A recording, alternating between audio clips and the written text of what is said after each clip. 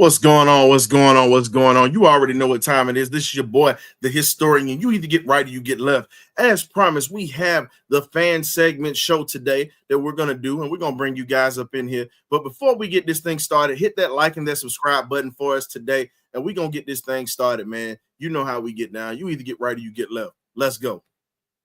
Okay, y'all, this is it.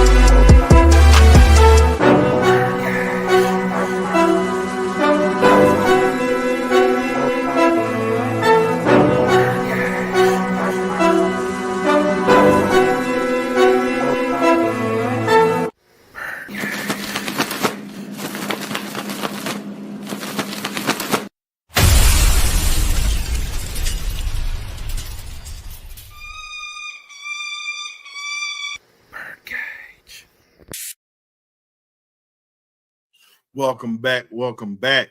Well, let's go ahead and get this thing started, man. You know, a lot of people have been ready to get some things off their chest or whatnot. You got some folks that are just popping up, ready to get it off. But again, it's so many things that we could talk about tonight. But I got to go ahead and bring in the magnificent Birdcage crew. We got Coach Cam, K-Dub, and we're waiting for Graybeard to get situated. But while he's getting situated, what's going on, fellas? What's going on, gentlemen? Good to be in the building tonight. I missed a couple episodes. Glad to be back in the building. Had to work, but glad to be in the building with the Birdcage crew and the historian tonight, Coach Cam and Graybeard. Missed you guys. So let's get into it. Last but never least, we got the gray one in the building tonight with us too. Good old Graybeard. What's up, man? Man, what's going on? First and foremost, before I get started, Tuesday, we had a superstar that was born. If it wasn't for him, the BirdCageLLC would not exist. So if you haven't already, man, go ahead and show your love and belated happy birthday to the one, the only, Ryan, the historian, Walker. Let's go. Yeah. Hey, man, you got me ready. Look, he got me ready to run through the... No. Hey. Even though we gave you one a personalized birthday, it's the only birthday. Happy birthday, historian. Hey, Thank man. you, fellas.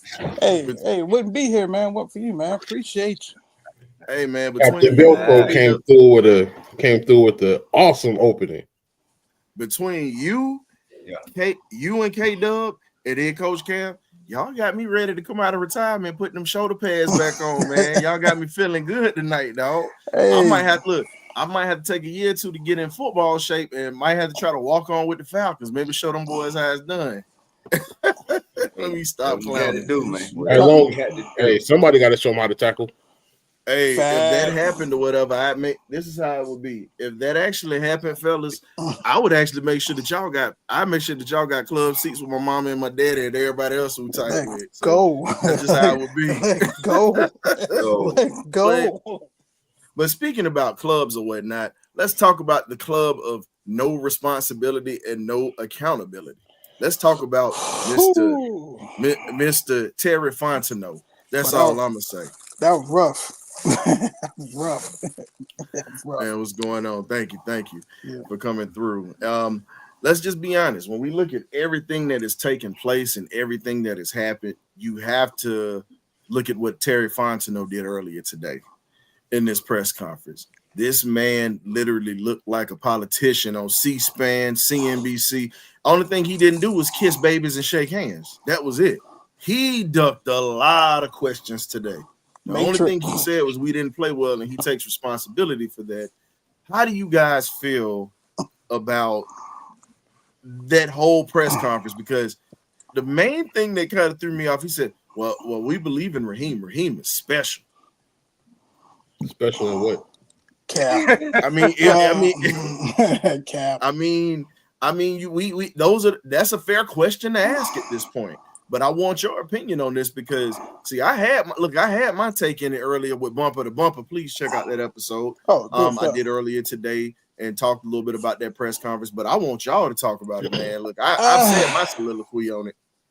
It seemed like to me he had some practice. Mm-hmm. He practiced that in the mirror last night. I'm talking about a couple of rehearsals. He had some public relations. Public relations had to talk to him. But I feel like reading between the tea leaves, it's kind of what a lot of things say, all of us, but a lot of people wanted people fired and gone. But I just knew with it being the first year, these guys were kind of going to have to come back. It's a sour taste in our mouth. But I feel like they did the same thing like when Fontenot first started.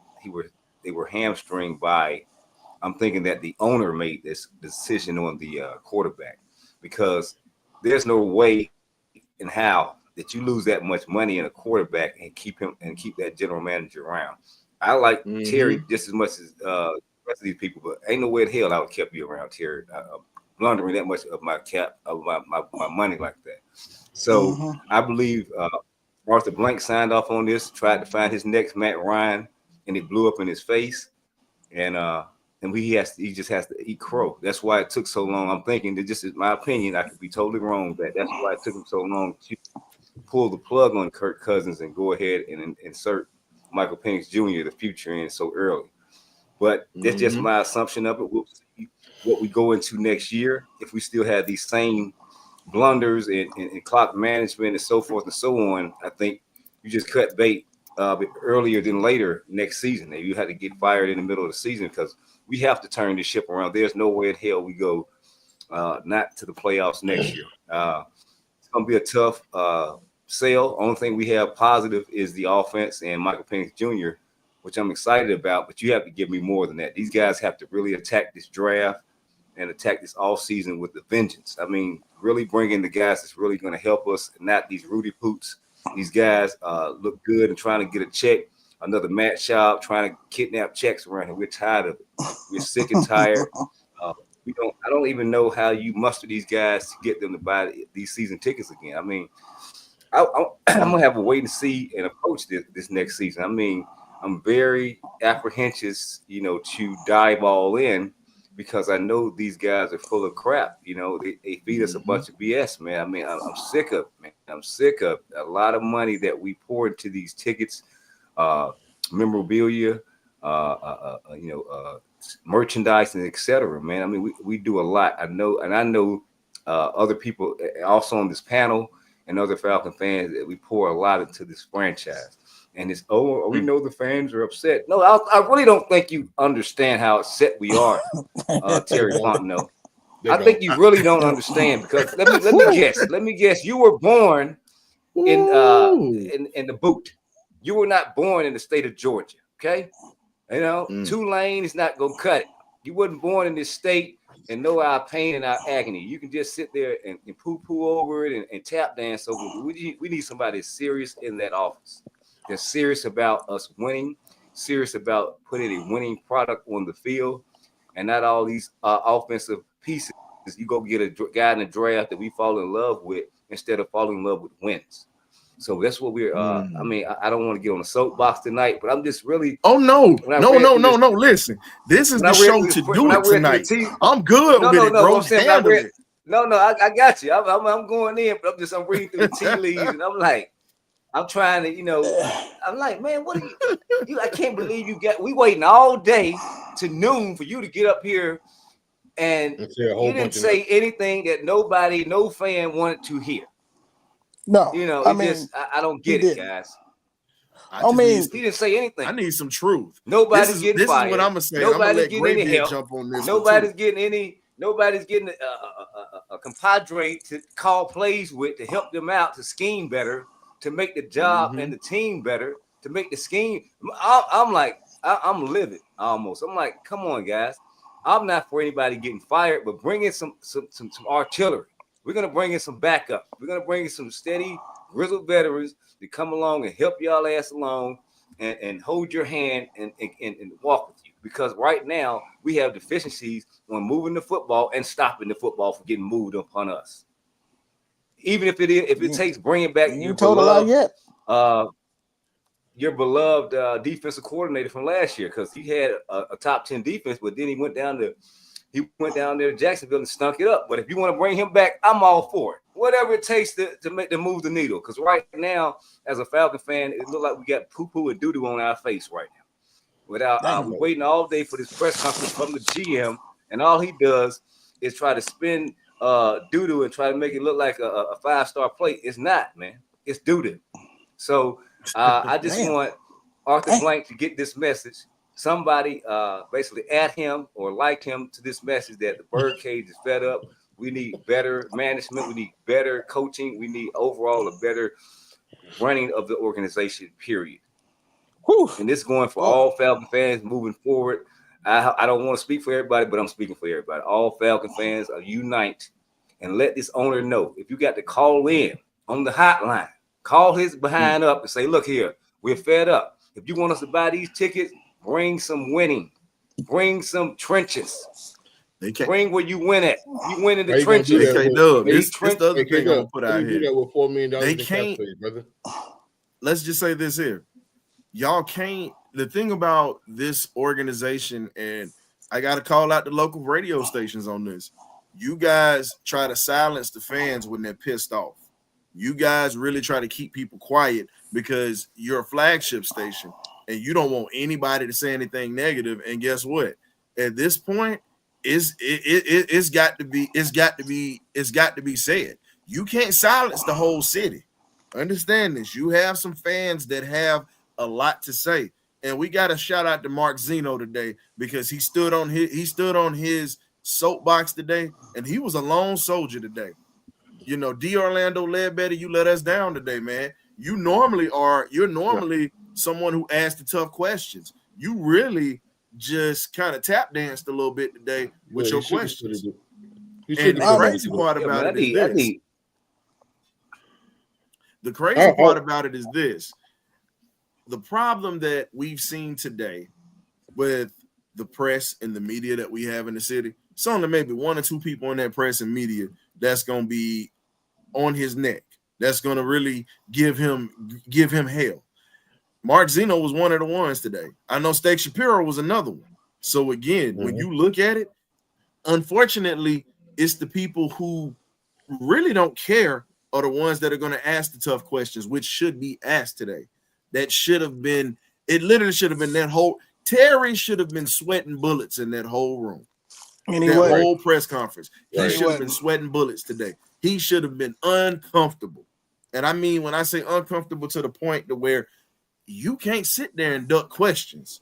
You know, I got to give Terry and Raheem some credit because this is one thing those two brothers can do. If they ever decided to run for political office, them fools could duck some questions and definitely keep stuff to the vest. I can give them that. And Graybeard, I want to hear what you got. What do you think about what happened and what took place today? And then Cam, I'm gonna come to you, and then we're gonna open this up to the fans. Whether you're in the chat, whether you're popping up, we're gonna let you in, and you're gonna chop it up with us and tell us how do you feel about how this season went.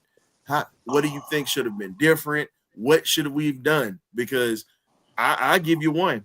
I was mad we didn't get Braylon. I was mad we didn't get Jared Verse. That was the guy I wanted.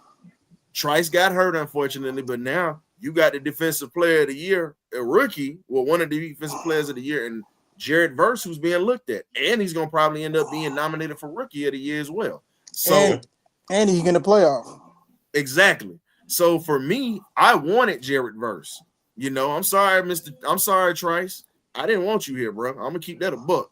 Damn. I got to see what you're looking like next year because if you know you coming off a knee injury, and I know it takes at least a year mentally to get back off of it. But you know, you really gonna have to come back, and you're gonna actually have to prove yourself because you know, unfortunately, you went down in the preseason, so no one knows what you're about.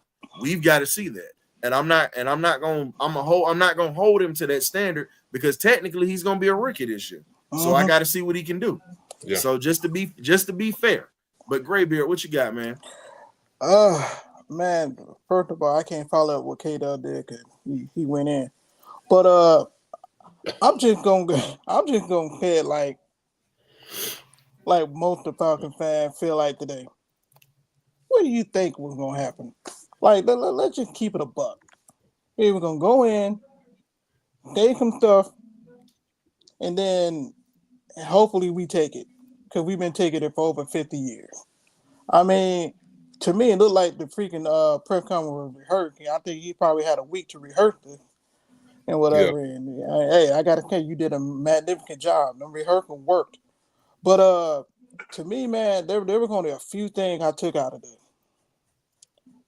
I think I don't think we're gonna do anything until after the Super Bowl. I think that first. If any personnel move, right, it'd be the front office or player, Super Bowl. That's probably gonna be first. Secondly, Raheem's still gonna be here for year 2. So if everybody thought Raheem was gonna leave, I would be shocked if he's not the head coach next year. I would be shocked because that's just not what Arthur Blank does. He hasn't done it since he bought the team. It's just not in his nature. There's only a few points that Raheem said that I actually agreed with. Cal pick under the format.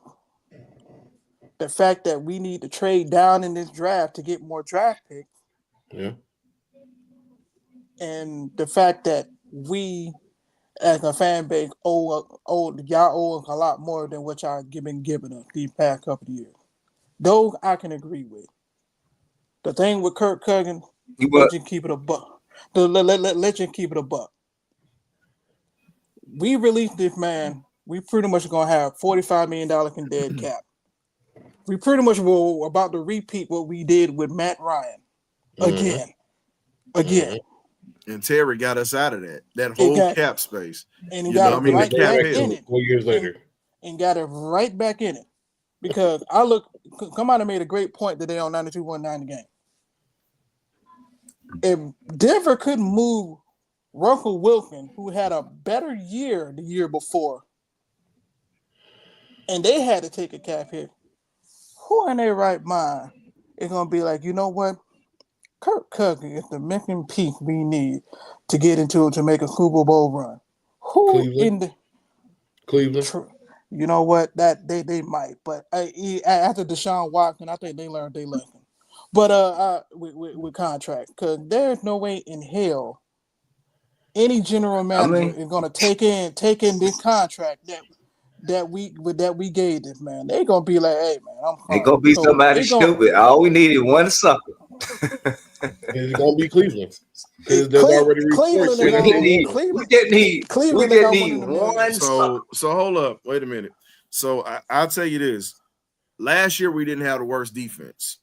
We were number 10. We were in the top 10 last year. We had the number 1 red zone defense. We fell off this year because of the fact that the chemistry was destroyed because the guy that was here that had things going with Jerry Gray is down in Jacksonville mucking it up right now.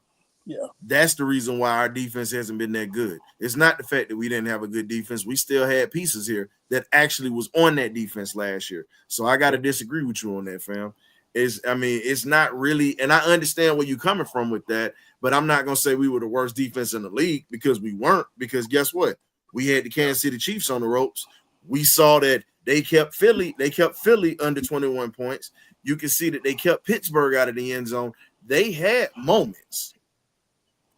No.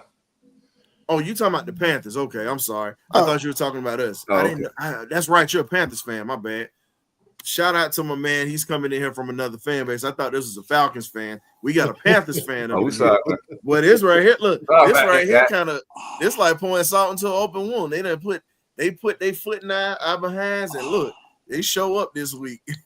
Yeah, talk about Hey, PR and Cabo. Hey, but you know PR what? Cabo. No, Okay, all right. I'm sorry to say what. no, that's on us because because we honestly have this is our first. This is actually one of our first Panthers fans that we've had in here right now. You know what I mean? Glad to have it. Yeah. So we got a lot going on at this point, man. So here's the next thing, Coach Cam. How do you think things would have changed if things would have been a bit different? Things could have been a lot differently how we doing the show differently. If you look at between weeks 13 and 17, when Coach Gray was calling the defense. Yep. We were the number 2 rated defense in the league in stopping the run. We only gave up about 68 rushing yards a game. We had the highest sack win rate and sack to turnover ratio in the league at 3.2 or 3.3% per play. So you saw how good the defense was under that 4-3 cover 1 shell that Jerry Gray was running. When you look at how Jimmy Lake runs his defense, he likes to run a 3-4 cover 2 shell where your corners are playing 7 to 9 yards off the ball, which pushes your safeties an additional 5, maybe 6 yards off the ball. So it doesn't give you the ability to attack the run, because by the time they try to move back up, they've already been blocked. The block is already in place to keep that from happening.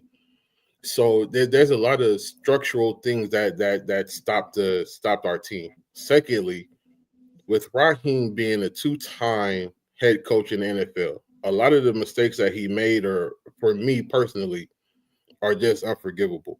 Time management, you should already know or have someone that sits with you and lets you know, hey, coach, we have 2 timeouts. You have 49 seconds on the clock. Like, these are things that should already be known from the first time that you coach football. So, and a lot of the mistakes that we have, like not benching your $190 million quarterback after we've all saw him fall off a cliff, and you decide to continue to stay with him, saying that you have trust in him and trying to build him up when you know his arm is no longer there. Like, at that point, there should have been a conversation. Look, we're going to give you the first half, and if you don't show us anything, we're going with the rookie. We're going with Michael Penix. So there was a lot of things and a lot of hard conversations that should have been had, but they were put off. And again, as much as I love Terry Fontenot for everything that he's done for our franchise in these 4 years, getting us out of the cap hell that we have with Matt Ryan, Julio Jones, and those guys, in one offseason, you put us right back in the same position you got us out of. What if I told you something? And I want you to cook on this here because you just said something perfect. And I just posted this in the chat. The Atlanta Falcons are projected, because you're talking about all these different moves. I want you to cook on this. The Atlanta Falcons are projected to have about $4 million in cap space going into 2025. If the Falcons restructure Chris Lindstrom's and Jesse Bates' contract, it frees up about $16.4 million of the cap. If the Falcons also decide to trade Kyle Pitts post-June, that'll create $11 million in cap space. These 3 moves alone would create $27 million, which would bring the total to $31 million of the salary cap. And here's the other thing. I'm going to say something that a lot of people don't want to hear. It might be time to go ahead and see what we can get for Grady Jarrett at this point. You got to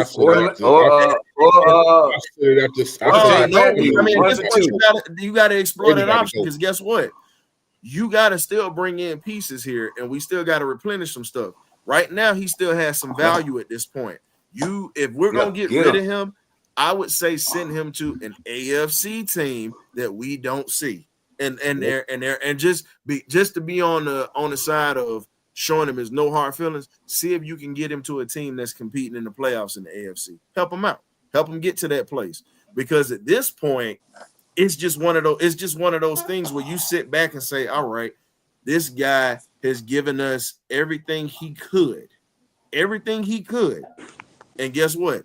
Let's reward him by giving him an opportunity. If he can't get a ring with us, give him somebody else to get a ring with, possibly. Absolutely. That's how I look at it. Yeah, I'm good with that. I mean, I feel you, but it may not work that way. We got to get rid of you, dog. I mean, I'm gonna try to get you to a team that's all that what you're saying is going for a championship. But Right. guess what? If it ain't, it ain't. It's a business. You had But all here's the it- but you had like all you say- ample opportunity to help us win a championship. But And like you were saying, we have 4 coming into this coming season. We have 4 players under contract on the defensive side of the ball. We have 4 players with $4 million of cap space. We're going to have to fill out a roster plus depth because we all saw what happened when we lost certain players this season. So how do we overcome that? 2, where do we find those missing pieces? And number 3, are they going to be willing to restructure their contracts? And if they don't, what are we going to do moving forward with those 2 players? Because Lindstrom, as of right now, is the best right guard in the NFL, point blank, period. Jesse Bates is the number 2 safety in the NFL. So they're entitled to that money. They've earned it with the way that they've played. But here's the thing: we also have to look at it like K-Dell was saying. This is a business, so we're in the business of trying to win a championship. But if you're going to have to remove 2 of your best players, who's going to want to come here? Because now we might have to do what we did over the last couple of 7 years: go bargain basement shopping for players to fill out our roster. And that's not going to be good, especially with the type of defensive coordinator that we see and how he calls his plays. And we've seen what he's done with the talent that we've had this year. Do you trust him to run the same defense with way less talent and questionable talent on the other side of the ball? Mm-hmm. Yeah, I agree with that. And that's something I can agree with when you speak on that. And shout out to the folks in the chat, folks in Twitter, well, X, as we would say. Shout out to folks on Facebook, YouTube, and all the other streaming platforms we're on. We definitely appreciate you coming in here, tapping in with us. We're opening this up to the fans. I put the link into the chat. So if you want to come in here, have your chances to speak about what you saw with the Falcons and what you like the change or whatnot. Hey man, this is the opportunity. This is a fan segment that we're going to talk about a few things that are going on. So Rich, I'm gonna have to direct the conversation with you because you'll be all over the place tonight because you got a million things wrong with this team. I already know. We could just sit back and let Rich go in because I guarantee you this. And Rich is one of the cats that we enjoy talking to when you speak on being able to talk about the Falcons because it's a lot of sense that's made. Rich will have about a million things he can pick out with this organization that he sat back and watched, and half of the stuff that we even talk about, he doubled it. So, Rich, with what you saw earlier today with the Falcons and whatnot, man, do you and you saw no accountability with this whole press conference except Terry saying something? When is anybody going to say something about Mr. Untouchable? And I'm not talking about Arthur Blank. When is somebody going to say something about Rich McKay? See, this is what I wanted you to talk about because you were getting ready to start last week on this, and I said I was going to let you have a segment for that. See, so I'm going to tell you the whole problem with the Rich McKay part that people really don't understand. Mm-hmm. What you got to understand is, guess who's the next in line behind Roger Goodell? Who you got? Rich McKay. Mm-hmm. He's next in line. Why would I sever? I'm going to be honest, just from a business standpoint, I'm going to be honest. Freak the customer always right. Because when you speaking business, the rich didn't get rich severing ties with people who finna be in a higher position than them. Rich McKay, whether he get voted in or not, he's still next behind Roger Goodell. Yeah. Mm-hmm. So he's not severing that tie. Now, do I think he still put his 2 cents in? Of course. That's why you still around the building. Yeah, you over there at soccer, but you still got your eye in like this. You know what I'm saying? That's why I'm going to be honest. I wasn't mad at Terry after that interview, honestly. Honestly, that interview gave me a little bit more respect for him because at least he held himself accountable. I haven't heard my coach hold himself accountable too tough yet. But my G, it's like the reason why I was sort of mad at them questions a little bit because you're asking him questions that your coach shouldn't have answered, that your coach should have answered. He's a GM. That's not his job. His job is finance. See, people get, okay, I get he's a GM of the football organization. But being that I have 3 businesses, I sort of understand that the role that people play in the chain of command. But see, what the problem is, the front office has a messed up chain of command. They don't have a normal football chain of command, and that's where the problem truthfully lies. Because there's no way that my general, okay, I'll give you a prime example. There's no way that my manager who manages my trucking company and the driver should both be coming to me with the same amount of power. Somebody got to answer to somebody that answers to me. Matter of fact, the manager ain't even the one who talked to me. You know who talks to me? The dispatcher, because that's the only person I need to talk to. You tell her, and she'll tell me. So, Rich, hold up real quick. So we got a newcomer. We barely can see you. We just see your eyes right now. We got a newcomer named C-Dog. I ain't saw my face. Need some more light, baby. Schools. You hear me? He look like he headed the Flowery Branch. He look like I went to the school system, man, so I can't show my face, man. But can y'all understand me? Yeah, we got you. We can at least see your eyes. Okay, you gotta be incognito, bro. But look, real quick, man. I'm a Panthers fan. Y'all hear me? Yeah. I ain't calling in here to talk no shit or nothing, but hey, real quick, man, that was a good game Sunday. I just ran across this channel, but I'm gonna subscribe to you. I'm about to get off. But real quick, man. What's up? Everybody was talking a lot of shit about the Falcons. Can you cuss on here? We can say ass, damn, hell, certain things, but like that word, MF, the B word, is just like certain words we can't say because we still trying to get monetized. But go ahead. My bad. I ain't trying to disrespect nobody. I ain't trying to you didn't know. I'm glad you asked. Thank you. You didn't know. You asked. But everybody was making fun of the Falcons when they drafted Michael Penix. You know what I'm saying? Me being a Panther fan, it was a great move. You know, the only thing I was mad with, they gave him too much money. They gave him too much money, you know. But besides that, the Falcons already had a quarterback of the future. You know, back at the time, man, the media, you know, even some Falcon fans I'm cool with down here. Cause I live in Atlanta, you know. But that was a great pick, man. You know what I'm saying? Real quick, I want to know, how do y'all feel about Michael Penix going, you know, into the future? Real quick before I get out of here. We got us a quarterback. Oh, you know, I'm the conductor. We got us a quarterback. That's what it is. When I seen Bryce Young run that thing in, and I ain't gonna lie, I was a little bit slick jealous. Then the play, my quarterback come back. I'm like, yeah, my quarterback can do it too. What is you talking about? You feel me? I was like, yeah, this. You know what? What I say about that Carolina game, I'm actually glad neither side. It almost seemed like an agreement between both sides because neither side really played defense. We just gonna let our quarterbacks duel it out, and whoever win, and that's what it really looked like to me. That's what it felt like. Yeah, a lot of people. That's what it was. I'll let the game real quick, man. If y'all boys go to the game, I'll be at the game. Every time the Falcons play the Panthers in Atlanta, I'm always at the game. If I ever have a tailgate, y'all bet tailgating or anything like that. All right, bet. All right, that's a bet, man. Okay, that's what's up, man. Looking forward to it. We definitely appreciate you coming through as an incognito, as we saw.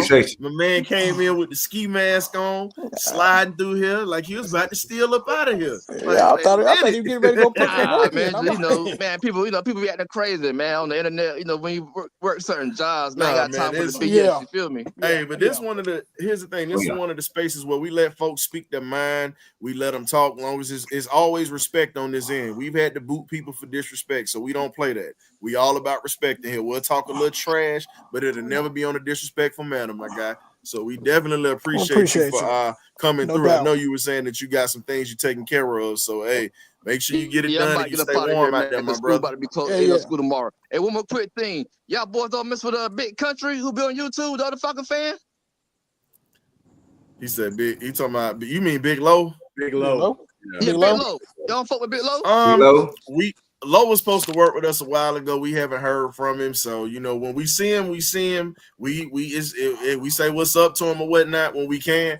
But like I said, we really haven't had an opportunity to work with him. Maybe in the future we might be able to when he gets some time. That was Might be on the horizon, man. Hey, y'all boys have a great day. I'm gonna say rise up and keep pounding. But everybody have a great day. I'm gonna subscribe to y'all boys' channel as soon as I get to the house. But everybody have a great night, man. That was a good game Sunday. I'm not gonna lie to you before I go. I thought Bryce was trash. You know what I'm saying? Last year, Yo, the that first man game of the apology. season last year, Dang. the very first game of the season, I was at the game. I was in the first row. Bryce Young was through it. I think he in the portal now. You hear me? Man, look. Yes, it sir. was so bad. I came like at third, fourth quarter and went to the fucking tailgate. Good was over. And even here, but My now, man, you in the portal right now, real bad. Yeah, we man, can't really even hear you, big dog. You in the portal. Yeah, man, You you in better the go to portal, another C-Dog. dimension. Yeah, he in Well, Hey, C after Dog. those Panthers fans got on them, they sent some voodoo out there or something. Hey, C Dog, we'll Like, see you in a bit, bro. What is C-Dog doing or whatever? Hey, we'll see you back in a bit because I think he ended up freezing. Oh no, he's back. C Dog.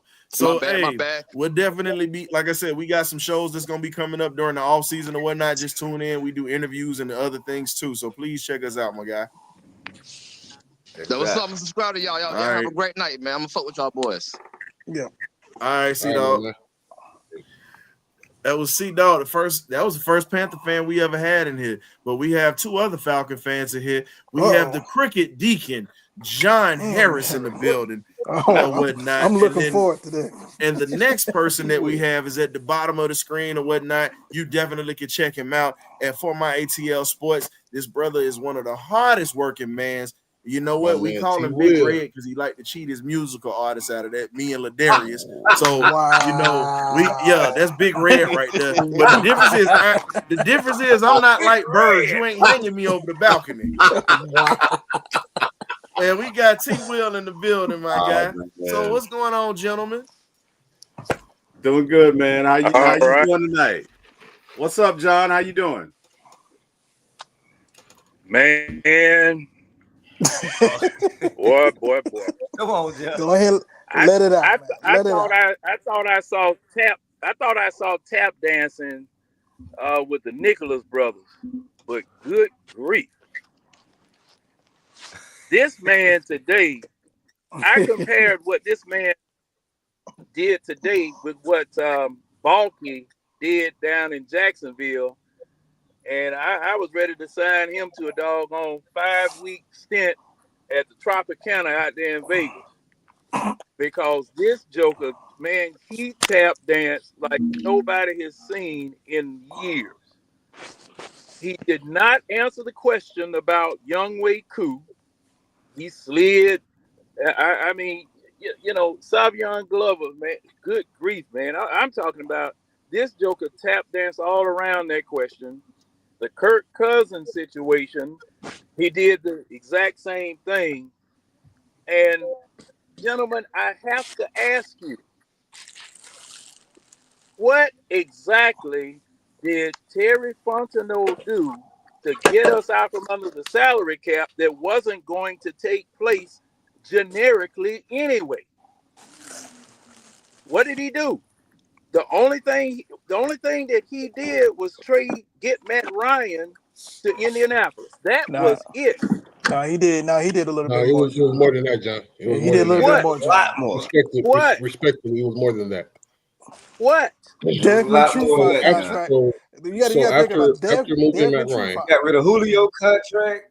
Got rid of Julio's contract, and then he also was able to sign players for longer deals for shorter contracts, which freed up a lot more cap space. So once that was cleared off the books, Then he was able to open it up to get to where we were able to get guys like Jesse Bates, Justin Simmons. So he played a lot of, pick and choose, if you will, with certain contracts and certain players. Like we were able to do certain things.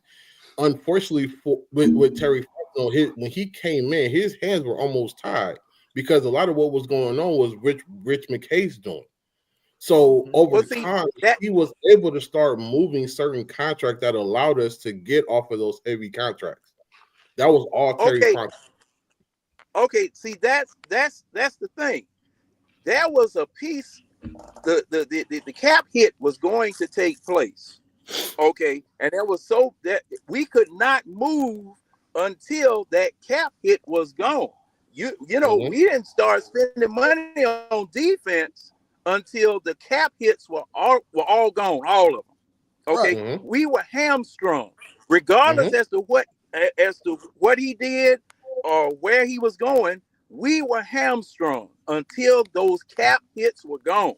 Okay, now what he did do in the interim was, like you said, sign a whole bunch of one-year contracts, shopping at Big Lots, Party City, and other places to fill their roster. That's what he did.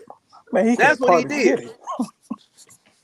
The two places. The two places that are about to go out of business. But and see that's what I'm saying. So, you were still saddled with those salary cap restrictions until they ran out. Okay, that's what I'm saying. You still saddled with those things until they ran out. Then you spent some money on a defense just last year, which we find out wasn't as bad as the one we have right now. Okay. Yeah. Pit, bail and wire, double bubble gum, and a little Elmer's glue, and you had a defense last year. Okay, that's what you did. That's what you did. Up until that time, you had Dean Pease here looking, man. Look, Dean Pease was scraping chewing gum off of the Quick Trip parking lot, grabbing toilet tissue that folk had already used it. Everything to put together a defense. Okay, that's what he did. So the credit that Terry Fontenot is getting for leading us out of the salary cap, it has to be, looked at in perspective. Be looked at in perspective. And coupled with what it was that I heard today about, man, I'm going to have a show tonight. And Ryan, I was looking forward to you coming last night, but I guess we were a little late. We ran a little late. I was like, man, and it was just, I'm not even going to lie to you, John. I passed out. I'm going to tell you honest to God truth. I had a couple of shots of Mexican toilet bowl water, a couple of shots of tequila. Oh, yeah, I was out of it. I ain't gonna lie. A little bit more than a couple, but I was out of it. I apologize, but John, I'm coming in to cook next time. I'm coming in to cook next time on your show. I owe you that because you've been coming through. But we gotta. But John, but here's the thing. I'm gonna bring it back to you because we rotating. You good right now? We rotating because guess what? Yes. It's some questions I want to ask you because I know you're gonna break it down because I watched your show the other day.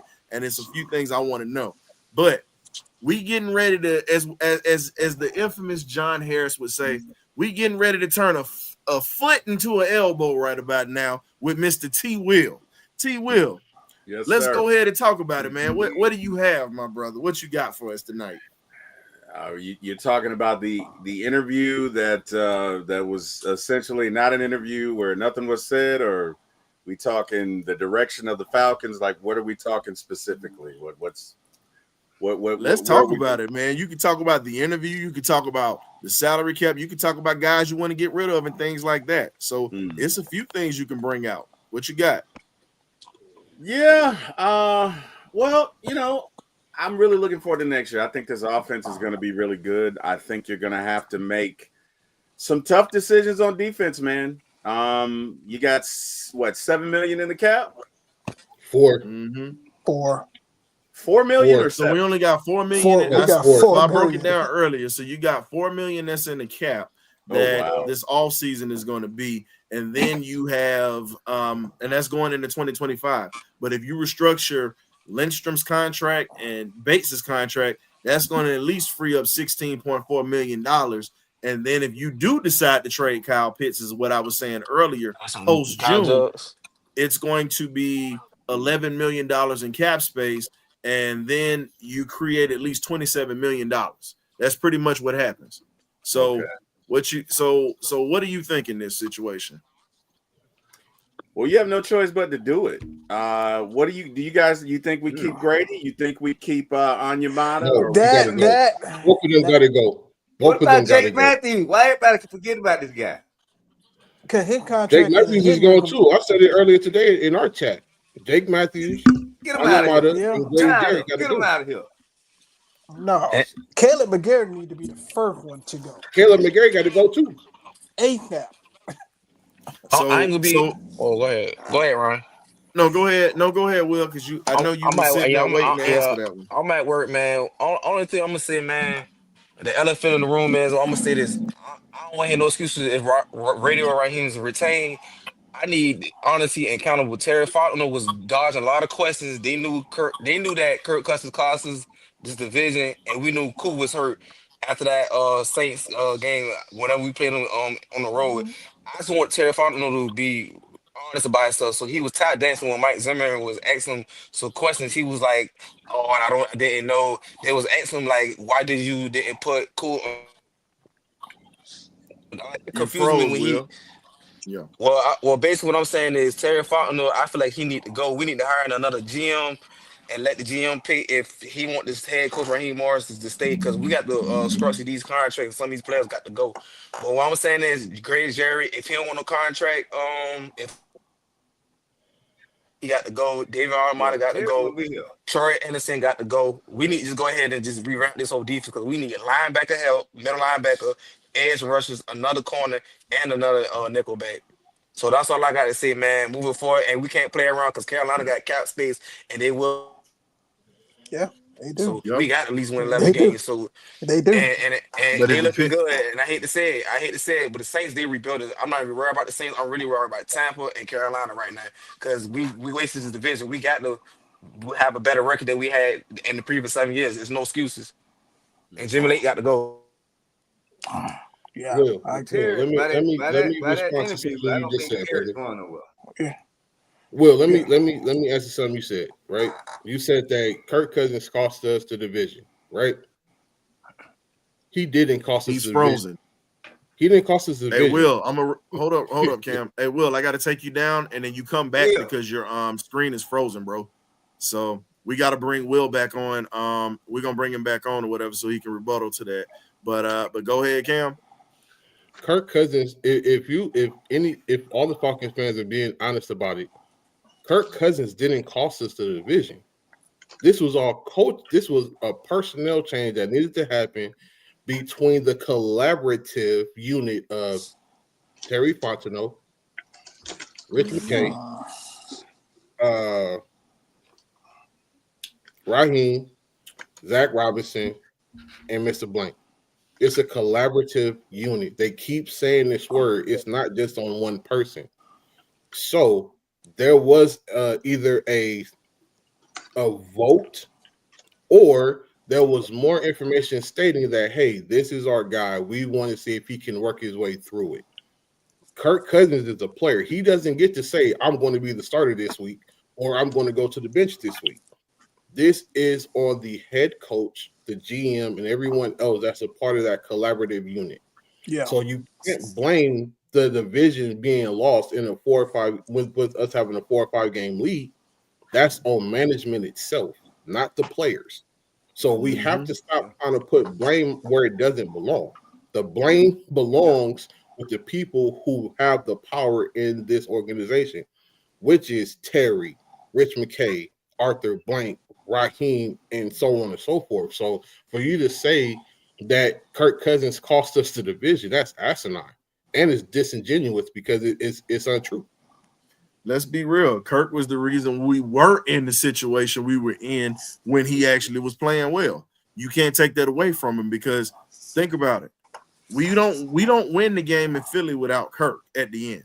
We don't win that game against Tampa without Kirk playing lights out. We don't win that game versus the New Orleans Saints when we had the hunting grounds party up in Atlanta. We don't win that game without Kirk having that drive and setting Koo up to win. I'm not saying he was perfect, but man, let's just be honest. The man won some key games for us. It was when he started to decline during the season. There should have been pretty much like baseball. Bring the lefty out. Let's go. Bring the lefty out. That's what it should have been. But we waited too late to do that.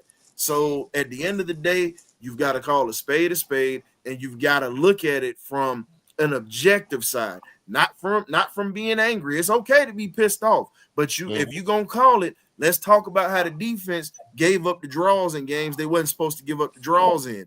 You lost to a 2-7 New Orleans team that shouldn't have had an opportunity to win. But we got Nando coming in here. We're rotating folks in here tonight. So if you want to come in here, we're rotating people tonight because we want folks to come in here and talk about it. Like I said, we're gonna go a little longer than we normally do because there's so many people that want to speak tonight, and we're gonna let it. We're gonna be on for about an hour and a half tonight, honestly. So, fellas, if you got the slide, you got the slide. I get it. So y'all definitely can come through. It was something else I'm gonna ask you too. Well, after I get up, let Nando put his segment in. So Nando, man, what you got? Man, it's a whole bunch of bullet chasing. What up, T? It's a whole bunch of bullet chasing and doggone we ducking behind cars right here, man. These pressers, I'm tired of hearing the radio, man. I'm turning the music down, but I'm gonna die with my franchise, man. 43 years I've been hearing the same old songs. It's just different voices. I sad to say. I mean, I can't change now. I mean, I had to think about my brother. I just put away a couple years ago. He's like, man, we're gonna win one, bro. We're gonna win one. We got to get a quarterback. Got to get a quarterback. They got to straighten up the defense. So now we got that quarterback. Shout out to Do-Rag Shawty and bring his forecasting in here.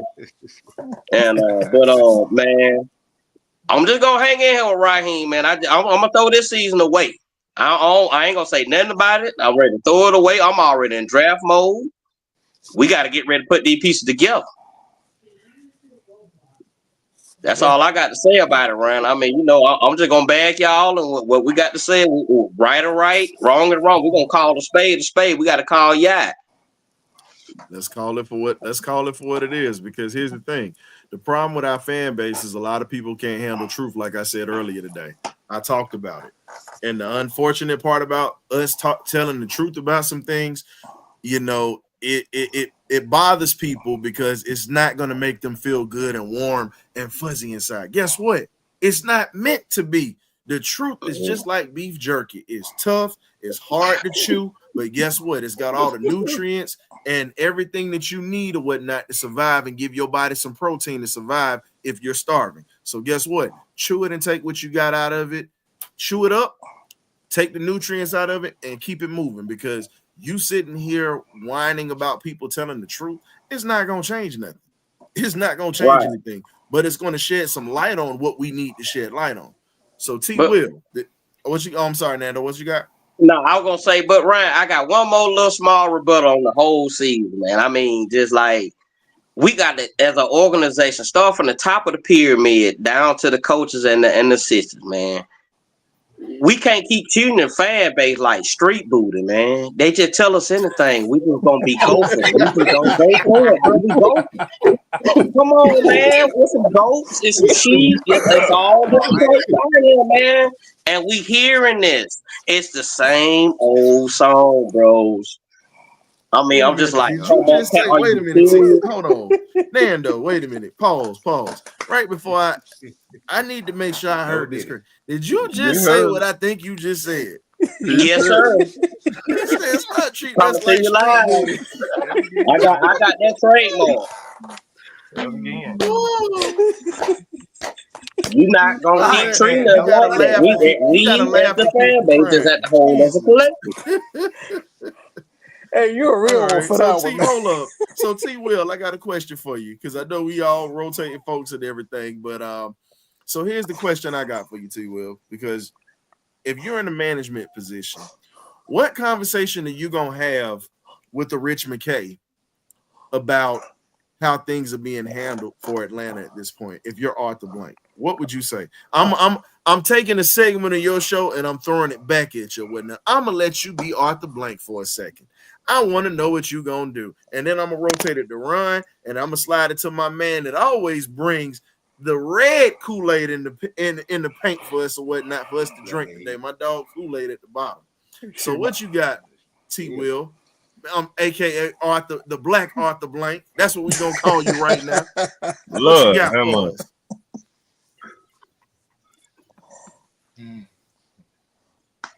You're muted, bro. We can't hear you. Oh, yeah, mute. My bad. Yeah. You know what, Ron? It's funny you say that because Ron and I were talking about a subject of money earlier on our show today. So it's funny you say that. And I'm sure Ron's going to let me know about it later. But in all seriousness, if I'm Arthur Blank, yeah, you will. But it's okay. It's okay. If I'm Arthur Blank, the conversation that I'm having now, am I having this with Rich McKay? Because Rich is running Atlanta United, right? Am I having this with Rich or am I having this with Terry? Oh, I need you. So here's the thing. I need you to talk to Rich McKay at this point. We already know what Terry's about. See, we need to address the elephant in the room. So this segment is you talking to this man that no one ever talks about. We call him the Teflon Don. He's untouchable, apparently. But today he ain't untouchable. Let's have at it. Okay, well, if it's me talking to Rich, I'm probably going to bring up the fact that he's had some successes and some failures in here lately. There's been a lot of failures. That was part of the reason why we moved him over to Atlanta United. I don't know what they did this year. I think they made the playoffs, but whatever.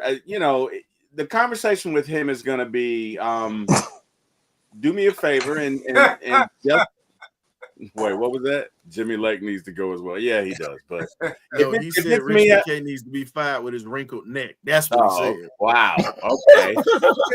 Hold on. Let me I just tagged it. Let me check to make sure my neck isn't wrinkled. Okay. All right. No, seriously. I mean, hey, maybe I inspired him, right? No.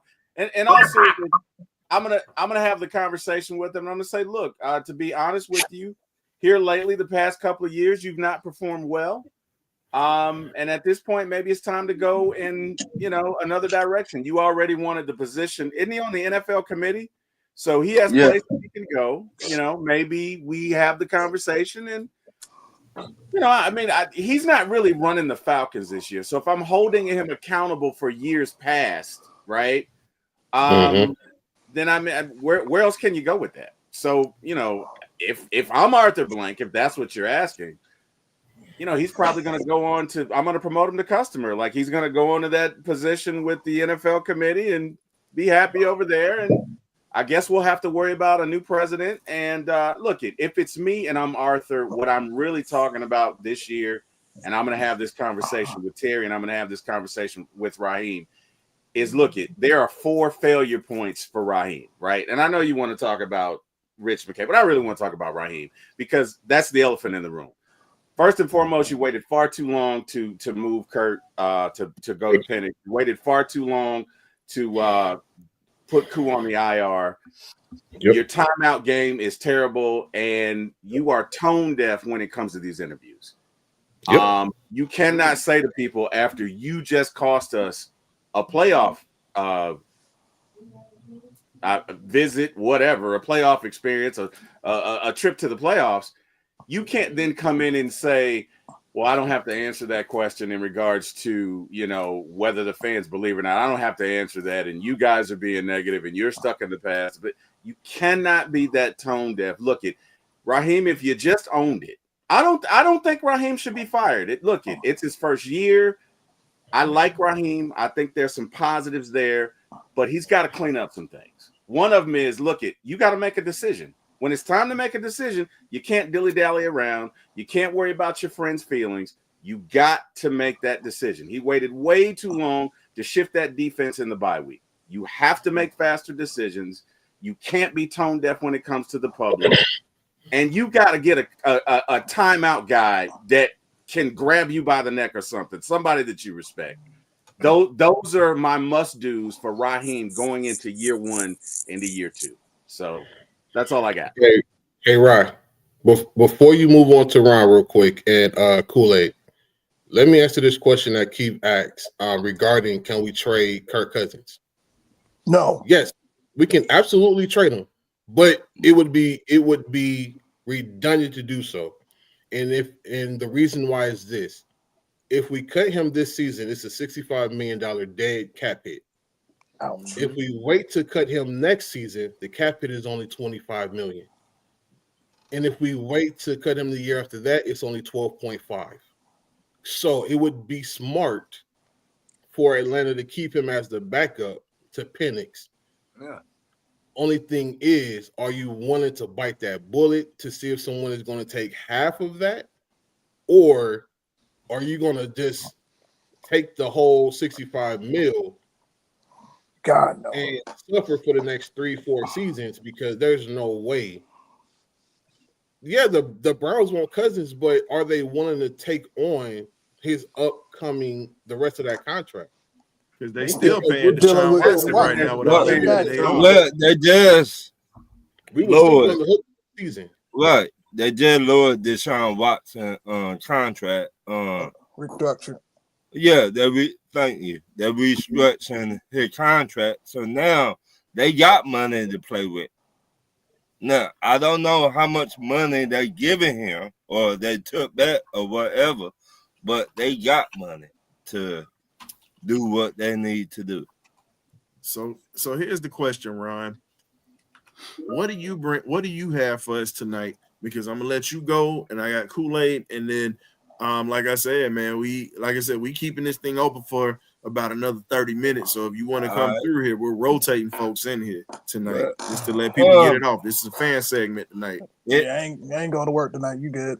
It will be short and I'll be like Rich McKay. I don't know what you're doing, but you gotta get an F out here.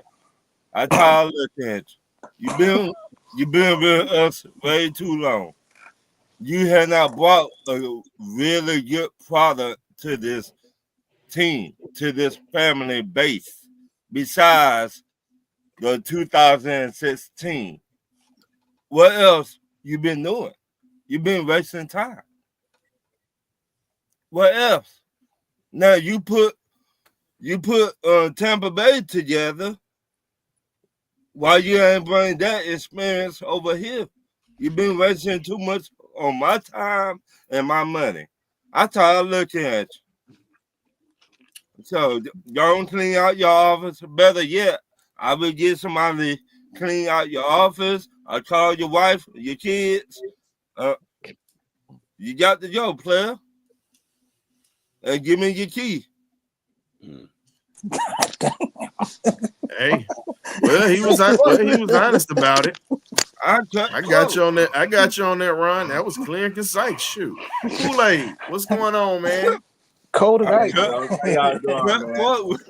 Hey, hold up, John, man. For a while, I thought I was gonna miss you. I'm over here at my office, man. I'm working hard today, man. But I got a chance to tap on in. But hey, man, what I got, man, you know, my thing is always with the coaches. Now, I got a question first. Mm-hmm. When we went to the Super Bowl, was Fontenot, was he the one who got the draft on those guys, the young guys for the defense? No, he wasn't in Atlanta at the time. He was still in New Orleans at that time with Mickey Loomis. Fontenot was still in New Orleans. Okay. Yeah, okay. that was your boy Thomas Dimitrov. And we had Scott Pioli in the office too. Okay. I just want to ask that question because the reason I asked that question because Arthur Blank was mad about the season before, and he put a hot plate up on the McKay and that coaching staff and said, if you don't draft me some starters, y'all. This is the way I was taking. He was saying, if you don't draft me any starters, you got to go. Yep. And what they did, they went and drafted starters on that defense. Mm-hmm. And by drafting those starters, and you know what I always say, go get me some mutants and some X-Men. That's the way I like the way he was saying. Go get me some mutants and some X-Men, and they better be starters. When I say starters, I ain't saying just start them. They better be able to play like starters. And when they play like starters, you see what it done. It got us to a Super Bowl. Them rookies, they first year got us to a Super Bowl because Arthur Blank got mad as hell and put a hot plate up under those guys. Yeah. You know? He did. So we need him to get mad as hell again. Right. And so he need to get mad again. Now, the thing is, this is what Slink said to me when I was texting back and forth with him. He said, I got good players. I just got the wrong coaches. What I said, I told him, I said, watch and see. Nate gonna get Slink fired. Nobody was paying attention. Then it all came to farce. That's when they started to coup on Slink. Because Slink knew he should have not rehired Nate, even though he took us to the Eastern Conference Finals. Now I'm saying all that just to say this: the hierarchy, the manager, the VP. Let's say the VP first. Owner, VP. He makes make the decision on what manager he's going to get. Yep. If the manager that he get can't do the job, he messed up. That means that manager can get him fired. Yep. Yeah. Now, but if he hired a manager, and the reason why that manager didn't do the job well, because that manager first responsibility is to get a coach and the players. And what I said, you keep getting bad coaches as a manager, it gonna get you fired. Yep. Now, when a coach get hired, manager hired a coach put his team together, right? First thing he do, he put his coaching staff together, right? He related himself back and forth with the manager on what players he wants to build his team with. Who he gonna cut? Who he gonna keep? Who he gonna cut? Who he gonna let go? How to restructure? You gonna do the Deion Sanders, right? I'm gonna walk up here and tell everybody y'all might well enter the port. I'm coming with y'all ain't good enough to help me win. And it's so, Louis.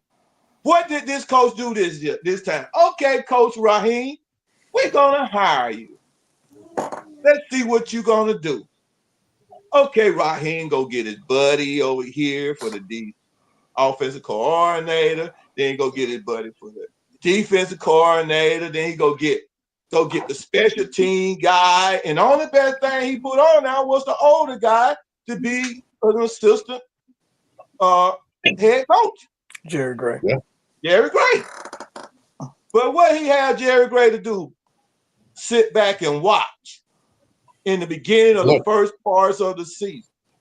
Yeah. Oh, Mr. Jimmy, what we doing? Jimmy go like, you don't know? You don't know? You just got me here just to come and ask me some questions. I should be the DC. Right. So what happens? Now he hired a rookie offensive coach, a rookie defensive coach, and what's finna happen? Will it be now or later? They finna get him fired. Yeah. You know the best thing Raheem can do to save his job. He better get in. He better get in. He better get researching as much as he can. Go and find him the best. And don't be sitting there talking about, oh, you're going to take my job. No, right now, you better go hire the best defensive coordinator and the best offensive coordinator that you can get. You better go hire the best special team coordinator that you can get. Because if any one of those three guys slip, they can cost you your job. No. And Kool-Aid, I wanted to, and let me tap into what you're saying. You remember I said this earlier this year, and I said when he came into the building, because you was actually on the episode with us, I said Steve Wilkes was hanging around the building. Remember I said that when it happened, everybody was like, what you mean? I said it was pictures of it circulating. The newspaper kind of started talking about it, and I just told folks, I said, look, this is what you got to understand about Steve Wilkes. Wilkes is the guy that can get the best out of everybody. And we were talking about bringing in KG vets. You know, a lot of people argue with me. I said it was a nepotism hire that they brought in Jimmy Lake. That was his boy. Your friend, like you said, your friend is going to get you fired. Yeah. You don't want to bring in anybody that could challenge your autonomy or possibly threaten your job. But I look at it like this. The better coaches that you bring in, the better that it's going to make you look, and you're going to get guys to want to come and work with you. And if you're winning and you're successful, that's going to put them in a position to get better jobs, whether it's in the front office or whether it's on that sideline. So at this point, I said Steve Wilkes should have been Steve Wilkes should have had a position in this organization this year. Absolutely. You know, some kind of little small assistant position. But at this point, you got to get rid of Jimmy Lake. And if you were to bring in a Steve Wilkes to work with a Jerry Gray, I guarantee you this defense would actually be a hell of a lot different. I promise you that. Oh, yeah. I promise you that. And Without question. when you get that defensive coordinator, you let that defensive coordinator structure that defense and set his own scheme and his defense the way he want to do it. Because that's the only way you win. Let me tell you something about when you do that. And I take this from Nick Saban. And you can take it from some of the other winningest coaching staffs. They don't worry about that great offensive coordinator, defensive coordinator taking their job. They worry about losing them. You know why? Because they're so good that somebody else want them. Exactly. In a large percentage of the time, they don't take your job. They go get other jobs because they so good. Kool-Aid, but isn't this something we said this past Sunday on the cast? I said there's no more programs running around no more. You're not training your coordinators to be the next head coach or the next defensive coordinator. The assistant to the assistant is not being trained to be the guy to step in and take that role. So when you look across the NFL, the NBA, whatever the case is, no one is really training anybody anymore to be the next guy to step up. Like you said, if you look at Coach Saban, how many defensive coordinators has this man lost since he was there in Tuscaloosa? And offensive coordinator. Every year he was replacing them. Almost every year. Kirby and Lane Kiffin with the offense. Remember this Mel Tucker rehabilitation program. Mike Loxley that's in Maryland. So again, it looks better when you have coaches that can come in and help you win, and it's going to create that culture. It's going to make people want to come say, hey man, if I come over here and I can help Atlanta win, I can get me a good job somewhere else and I can start my own thing. This is what Raheem has to understand.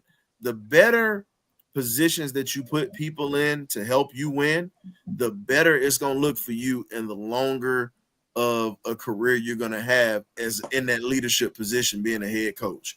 But again, this is what happens when you have someone when the elevator don't go all the way to the roof. Just being honest, don't go all the way to the top floor. That's just pretty much what happens with it. When that elevator just don't go all the way to the top. We got some folks that we know that go through that too. We deal with some fans that are like that, where the elevator don't go all the way to the top. But it is what it is. Stop on the third floor, go right back down. And see, the most important, let me tell you something. Smith ain't coming back, man. Let me say this. I'm gonna wind it up. Go ahead, Kool-Aid. Hey, the most important thing, like I said when I put in the text, I am sick of losing.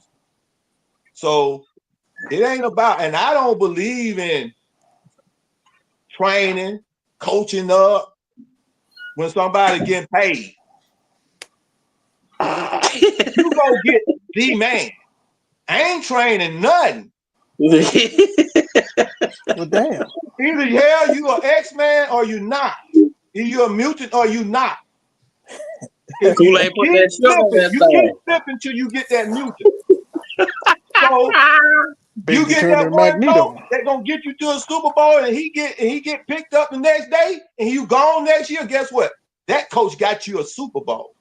Atlanta ain't never been to a Super Bowl, no, but these 2 times, and we ain't won one yet. Got him buried. So what we got to do, what we did when we went to the Super Bowl, you got an offensive coordinator in Shanahan. He had the pedigree. He got us to the Super Bowl. And guess what? Because he got us to the Super Bowl, he was right there being hired by San Francisco to be a head coach. Yeah, you lost him. But if you want to have a Shanahan, guess what, people? You want to got to the Super Bowl. Don't be afraid. I understand what you're saying, but we can't afford, as an Atlanta organization and all our sport, we cannot afford to play around with training nobody, teaching nobody. We got to go and get to somebody. Yeah, We got to go and spend the money for the somebody. Yeah, We got to go and really go buy a Super Bowl. We got to be willing to buy a World Series. We got to be able to buy a Finals championship in the NBA.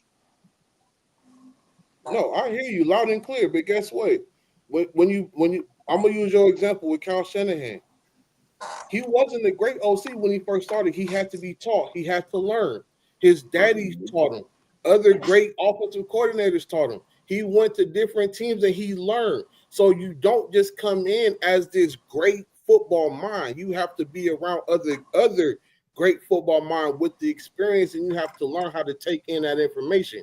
The thing, when I say a program, you have to have guys in place like a Rex Ryan or a Chuck Pagano or somebody like that to teach the upcoming guys like a Jimmy Lake who's just coming in. You don't hire him as a first-time DC. Right. You bring him in as an assistant to let him learn under someone who's already been there. Yeah. That's what I say by program. I understand what you're saying. I do understand what you're saying. Don't get me wrong. I do understand what you're saying. But what I'm saying, Atlanta Falcons ain't won nothing. We ain't got time for that. That's the only thing I'm saying. And what I'm saying, we got to go straight. We got to go straight to it. We got to find ways to go straight to it. And I understand that these guys need to learn, and everybody have to have their first time and their chance to be taught. I understand that, and I think that should be that. But sometimes you have to. Sometimes in our situation as the Atlanta sports town, we have been losing so much that we can't go through that process. We have to go straight and get the deal. Once we get our championship, then go play around with that. But we got to go straight to the deal. We got to stop saying, oh, we want to teach him this. No.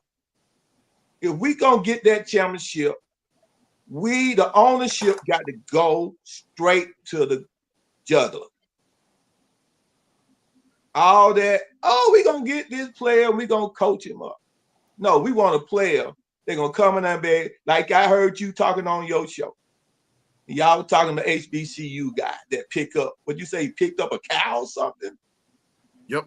There's a kid out of Albany. It was a dude out of Albany State. We talked about him or whatnot. That was me and Boomy last night. We were talking about. And you gonna tell me that a guy who does that, he's not a mutant? But here's the thing. We know many guys who can lift weights like Tarzan but play like Jane. I said I think those guys need to get more opportunities to play if they can show it on film. Because we know many guys who look good in the combine and look good and they don't adapt to the NFL. Because I can give you this here. Brock Bowers does not look like a typical NFL tight end. If you see him out of his pads, Brock Bowers look like a Saturday dad or whatnot that's at the flea market that's eating popcorn out of a bag. He literally looks like that. But then when you put him in that helmet and them shoulder pads, that's an X-Man right there. That's a freak of nature. And it's crazy that he's not built like that, but he can ball. Right. And that's why I was saying it's naturally inside the person. Sometimes an X-Man, Superman walk the glass and look like a nerd. So you have to be able to see that. And then sometimes you have those guys that, like you said, that can pick up a cow. But then at the same time, that guy got something that you said that guy when on your show, he said that guy had to be one of the most strongest human beings on the face of the earth. Now, those are the kind of mutants you take and you say, you teach them how to harvest. It's just like the dude on the blind side in the movie. Michael Orr. Right, Michael Orr. When she drove by and she saw him and his sides and everything, all she saw was mutants. Whoa. Then she took that mutant concept and how strong he was and all that he was, then she took him to be a blind side protector. No, I got you. Can't coach. You can't coach the strength. You can't coach the size. But getting to it though, we do got to move on to another topic because we only got a few minutes left. Because I know we'll be on this mutant thing all night, so we got to kind of switch it up. So I might go watch X-Men after this. So but my thing is, I'm gonna go ahead and leave. But my thing is, man, what we need to do, we need to rebuild this defense, man. Keep Kirk Cousins as the backup quarterback. Yep. And let him go on and play his 3 years out. Okay. We already got the offense built. So that's pretty much what we plan on. That's pretty much what we plan on doing, because the other issue that we have is this, man. When you look at the fact that our scouting department has been a problem for years, I've been saying this forever. But again, until we start bringing in guys that are actually worth a damn, and I don't care where they come from, if they can play, they can play. It doesn't matter. Like, look, yeah, I'm an SEC. Yeah, I love Georgia. Yes, I love the Georgia Bulldogs. Yes, I love my Southern Jaguars. As you see, I'm rocking it tonight. But at the same time, I'm looking at it like this. I hate Grambling State University with a passion. I hate them like I hate the University of Florida. But I'll tell you this. If we got somebody that can protect Michael Penix's blind side coming out of Grambling State, that's nasty in the run block and can hold up in pass protection, hell, let's go ahead and get him. If we don't draft him, let's get him as an undrafted free agent. That's just me. I want to bring guys in that's going to better this team. That's the whole concept at this point. You've got to bring in players to better this team. And the way that you get this is by addressing the situation in the draft. My thing is, I probably would lose my job. If I was a Falcon scout. I'm just going to be honest with you on that. Hey, I'm gonna ask a question. Then, you think we're gonna lose one of the coordinators? And here's my thing. We're gonna have the heart to fire one of the Jimmy Lake, the defense. Here's my thing. I'm just a guy that's on the side or whatnot, but I can tell you right now, scouting is not hard. That's something that I actually applied for. I got turned down because I didn't have enough experience. So I actually did apply for a job with the NFL. So all I'm saying is this. Here's the problem. When you have somebody that can't take accountability for the things that are going wrong with this team, that's a problem. It's not the fact that folks are just trying to blame folks. It's the fact that with every action, there's a reaction. The action is you have people that are in power that are not taking responsibility for the mistakes. Yes, the players didn't execute. Yes, we didn't get it done. Yes, we blew a 3-game lead. But guess who that falls on? Coaches. Players have to be put in position by the leadership. And your leadership is your coaches. And when your coaches don't take responsibility for what's going on, then it becomes a serious problem. So it's not folks just blaming folks. It's not folks just blaming folks. This is just honest. Because if you think that it's just us, I need you to go look at the national media and pay attention to what's been said, because there's a lot of people in the national media that have been roasting Raheem Morris because of his shortcomings, because of his bad decision making. My thing was this: we were just as hard on Arthur Smith on this show, and I can tell you that. We were hard on Arthur Smith in his first year. John can attest to that. Oh yeah, and John actually was the one who told us to give him a chance because he was a first-year coach, and we said no. You see what it is from the jump. You know if you got something. Dan Campbell, that's up in Detroit, is a guy that guys will run through a brick wall for. They improved every year because he was getting people who were actually better than him in different positions. And this is the reason why the Lions had that great turnaround and why they're in the position they need to be in. We have players.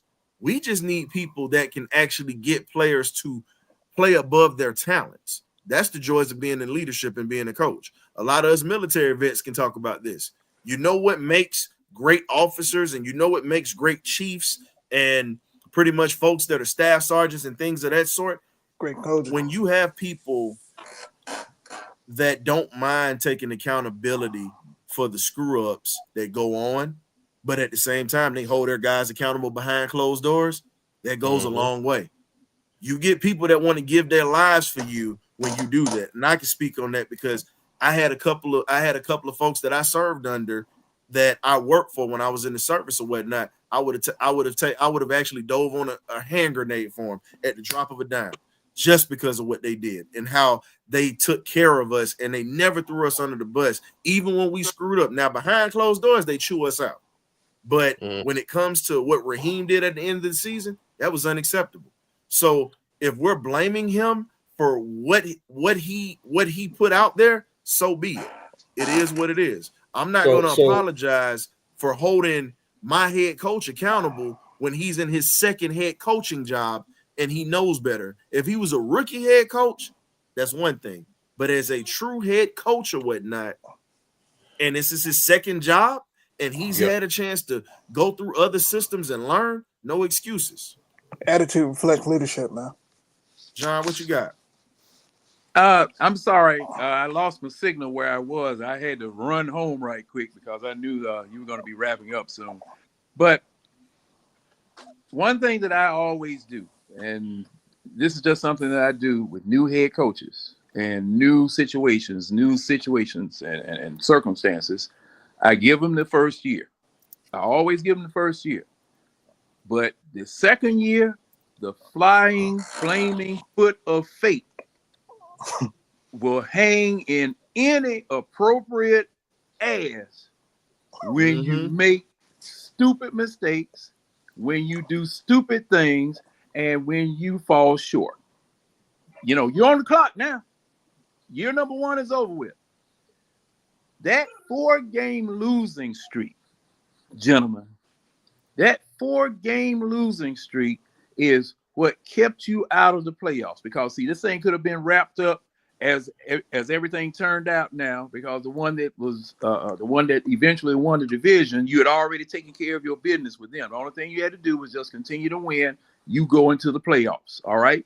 Now, my goal is never playoffs. My goal is never playoffs. My goal is trophy. I'm just like Kool-Aid.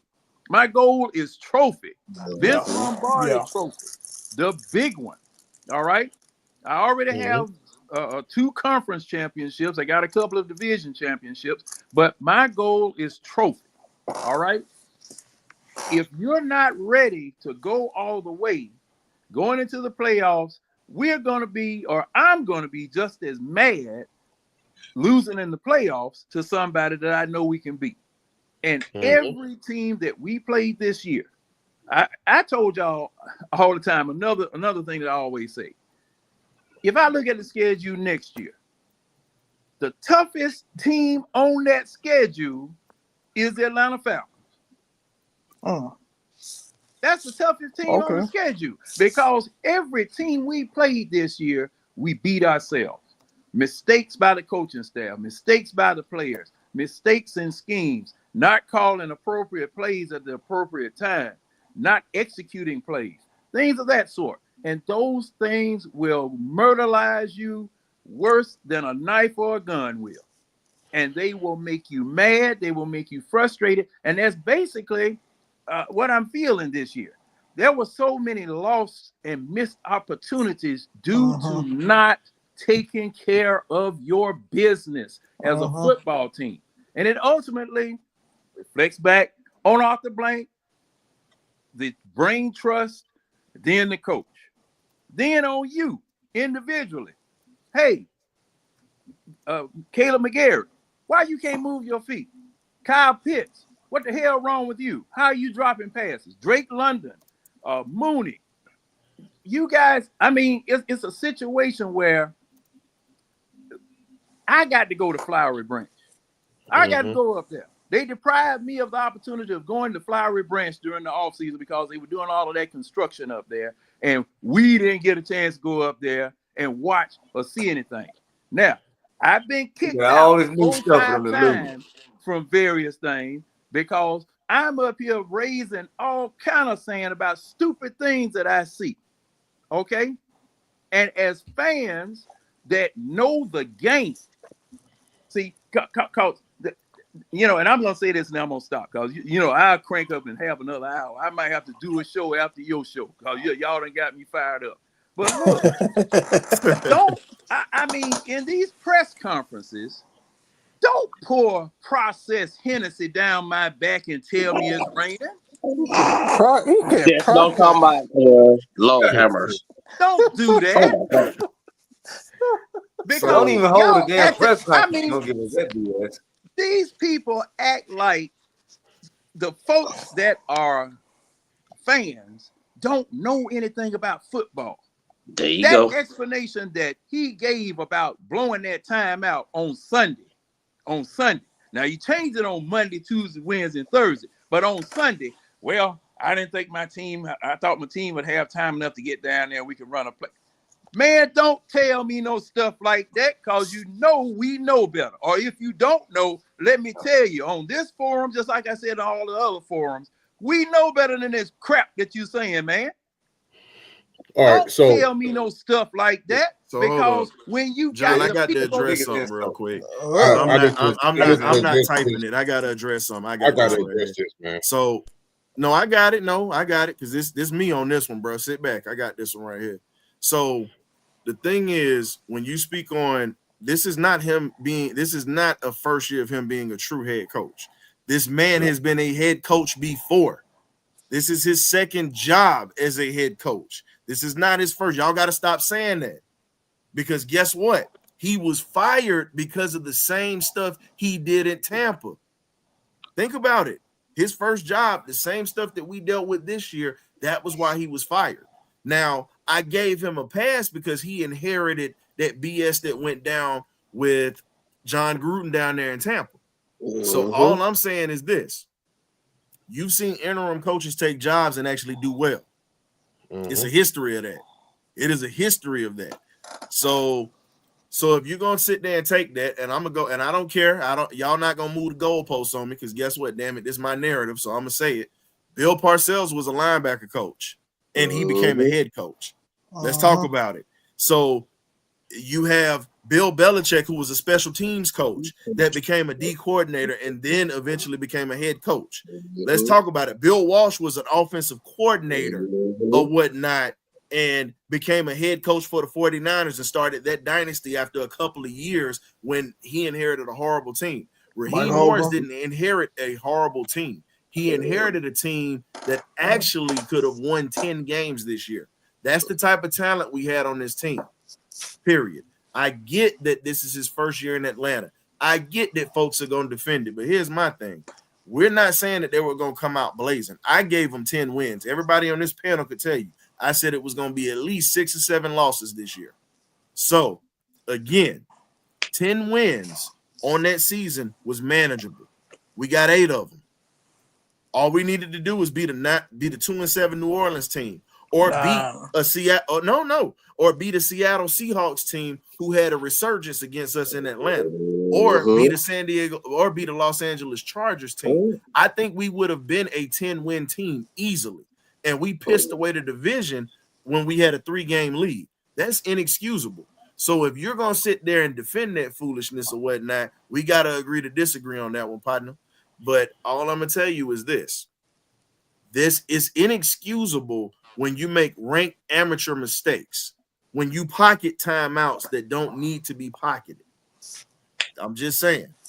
No, You had the Washington game won. All you had to do was call a timeout, run the ball twice, run that clock down, and get your kicker, who had limited range anyway, into a little bit better of a situation, and then you kick it. 50-yard field goal. That was just common. That was common knowledge. Even Tony Dungy talked about that on his podcast. So all I'm saying is at this point, Raheem's gonna be held accountable. Y'all can sit here and defend that BS if you want to. It's fine. But I'm standing 10 toes down on my opinion. I'm gonna say it. You have yours, I have mine, and guess what? It's okay because it's logo business at the end of the day, and the Falcons just did not get it done. Period. The Falcons did not get it done. And then on top of that, to go one spot higher. Let me you get had Blankenship out here for Georgia available as a you had many doggone kickers available that could kick 56-yard field goals even if you got stuck down there. Who is this that Terry Fontenot y'all decided to pick up? Who is this? Okay, man. See, that's what I'm talking about. You sitting up here drinking that doggone Everclear and trying to pour it down my doggone back like it's raining and fool me and people who know football about stupid stuff that you say. Now, the thing is, there are many things that I can abide by, but taking advantage of me thinking that I'm ignorant, I can't do it. I'll go from zero to ignorant. Don't even have a press conference. So I mean that stuff like that make you mad. Stuff like that make you mad because you can't excuse that. When you see it, you can't excuse that. When you're questioned about it and you come with an explanation that is totally unacceptable, unreasonable, and unfathomable, what do you expect me to do? What do you expect me to do as a season ticket holder? What do you expect for me to do? Here's the thing I got for you, John. Hey, John, but here's the thing I got for you. I'll tell everybody just like this. We all know that everybody talked about kickers being run through. We get it. But I'm not, as I said before, I'm not going to put all these games on him. Yeah, Koo could have won a couple of games for us this year, but he didn't. I know where you're going. But here's the thing. Now, let's talk about it. When we talk about leadership, let's talk about that. And if you really look at the type of leadership you have, who's going to sit there and keep a kicker that's hurt on the roster?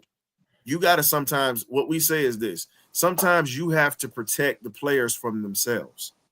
Again, when you have guys that are injured, you have to protect players for themselves. That is a part of accountability. That is a part of putting your team ahead of a player's ambitions. You have to think about team in that sense.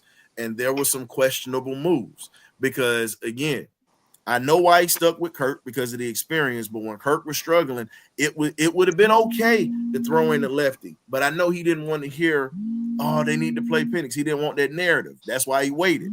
But at the same time, you can't put yourself in this position to where you're going to lose your team. You cannot lose your locker room. And when you see guys saying little things out here on their social medias, when you see in the interviews guys are dejected and they're going to say the politically correct things, but you can see the frustration. You can see all of the things that are starting to come out. There's no denying that. So that's no denying it. So to add to what you said, right? So to add to what you said, there was something you said earlier. If the leadership would have been able to make the hard decision about Kirk, because no one saw Kirk falling off the face of the planet. Because let's be honest about it, Kirk had us at a 6-3 standpoint before the debacle with everything that went on with his injury, whether his legs went out, his arm went out, whatever the case is. leadership should have been able to step in and say, you know what, we got three, we got a 4-game lead here in the division. We had a young buck that's over here ready and that's ready to go. But he decided to stay with the guy he thought was best for the job, and it was week in and week out. The man had nine turnovers, interceptions, and fumbles. It was more like 13. So he was 1-13, 1 touchdown and 13 turnovers. That's all on the head coach for not making the decision to pull the starting quarterback a lot sooner. Secondly, when you have a kicker like Cool, and I said it all season, and everyone on this panel can attest to this, I said Cool needs to be sat down, and we need to have a kicking competition brought in here because he's costing us football games. So it's not that we know it all, or is we see certain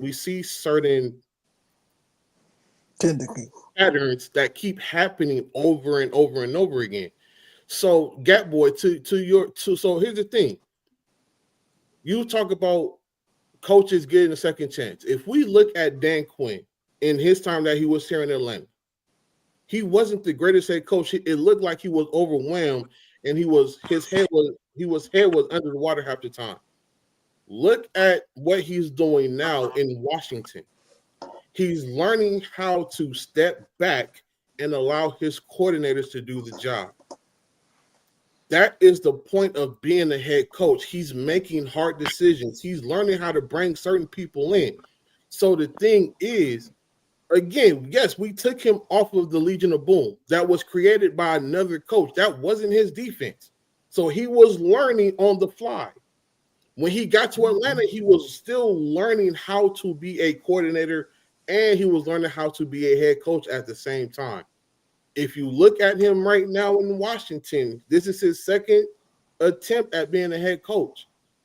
They're in the playoffs. Now, if you look at Raheem, he's won a Super Bowl.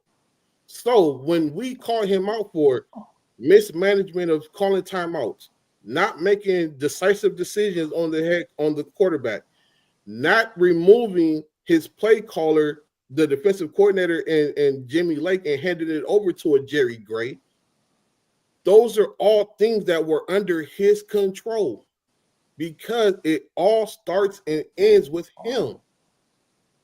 Who didn't give him props for the Super Bowl? He won a Super Bowl on a defense that didn't even belong to him. He won a defense that was already built for him. All he had to do was show up and breathe. There was wait a minute, because we got to get ready to wrap up. Yeah, I still stand on it, and I'm not gonna back off of it. Yeah, that was Wade Phillips' defense, just like John Gruden inherited Tony Dungy's team and won a Super Bowl with it. It happens. He just got, again, it happens. It was the circumstance. He didn't have to build it. He pretty much walked in. The groceries were already bought, as Bill Parcells would say. The meal was already cooked. All it had to do was be served. He didn't have to develop that defense. He didn't go through those wars with that defense, because that defense that eventually won that Super Bowl was young in 2017 when they played the Falcons in the playoffs, and we beat them, if you guys remember. And they went to a Super Bowl and they lost to the Patriots, if you guys remember, when they beat the Saints that year. So again, when you look at that Rams defense, the core of that defense was together since 2017. They had pieces that moved in and out, and they ended up getting a couple of pieces during that Super Bowl run. But again, as we said before, it's a couple of things that happen. So nobody's going to sit there and say that. Now, speaking of Desmond Ridder, let's be real. Ridder got benched during that year, so you can't give him the full 8 and 9, bro. Ridder was a turnover machine, my guy. No, Ridder was a turnover machine. My thing, and it's just what it is. Now, I agree with you on the $180 million. We pretty much are in debt by bringing that in. But the difference is Ridder never had a 500-yard performance in overtime and win. Ridder never had any game-winning drives to where he could actually win it, because he cost us a game because he also fumbled in the end zone, if you remember, when he Cadillac'd in the end zone. So, again, there have been issues that have been going on. And I'll be honest with you. If I'm anybody else, I want Kirk Cousins' agent. If I'm gonna be honest with you, if the good Lord ever allows me to get on ESPN, Fox, anywhere to be a sportscaster, I don't care what it costs me. I'm getting Kirk Cousins' agent, because for him to get that man this much money through 13 years, hey, you got to give that man some credit. That man definitely knew how to hustle, management or whatnot, to get money up out of him, and Kirk did his thing. But fellas, we got to wrap this thing up, man. I definitely appreciate everybody for coming through tonight. We definitely are going to have more shows that we're going to talk about some stuff. We appreciate everybody for coming through on X, YouTube, Facebook, and everything else or whatnot. We definitely have some things that we're going to have coming up this off season. Y'all tune in. John, tell the folks where they can find you at, my brother. You can find me on the eye test, 10 p.m. Eastern time on all NBC stations. Mm-hmm. John, you crazy as hell. All right. But man, you know how we get down in here, man. We got some interviews that are going to be coming up during this off season. We're not going to let the cats out of the bag yet. Y'all just stay tuned, because we got some stuff coming for you. As we say, you either get right or you get left. Hit that like and subscribe button if you like the content. But even if you don't, just hit that like button for us on your way out of the door, because we definitely appreciate folks for coming through and spending time with us or whatnot. So you enjoy your holidays. You guys be safe down there in Atlanta. All the snow is getting ready to come down. Y'all be safe on the roads. Prayers out to the folks in California right now, because of all the fires that are going down. A lot of folks have lost homes. A lot of folks have lost property. People have lost lives. You guys continue to pray for these folks that are out there, because they're dealing with a lot of situations right now that are greater than football. So you guys be blessed, and we'll catch you next time. We out. Peace.